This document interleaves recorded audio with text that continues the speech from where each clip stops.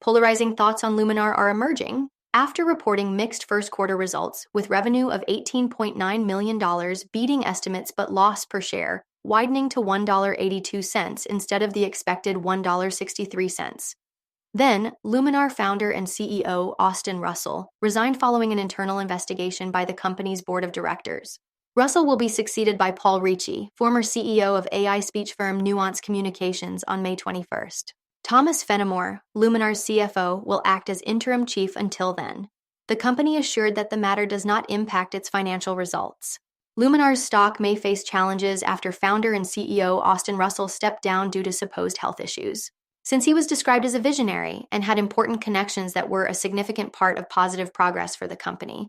However, Luminar reiterated its 2025 revenue target of 10 to 20% growth over the projected $75.4 million in 2024. After all, LiDAR shipments increased by 50% to around 6,000 units in Q1, and the company expects to triple production volumes by year-end while scaling its Halo product with OEM partners.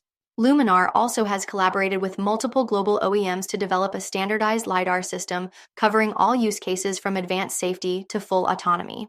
This unified product architecture streamlines Luminar's business and enables the reduction of quarterly non-GAAP operating expenses by approximately half by the end of FY 2025, compared to the beginning of FY 2024, driving down costs substantially while ramping up production. Moving ahead, the business is focusing on ramping up series production volume at least 3x year over year, driving economies of scale, and launching additional vehicle models by the end of 2025.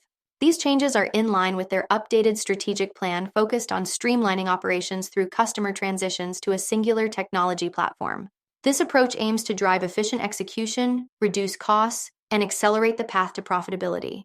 The company also outlined plans to expand its use of partners beyond manufacturing and industrialization, including development and testing efforts. For more on crypto and stocks, follow Ascencore. Thanks for watching and have a nice day.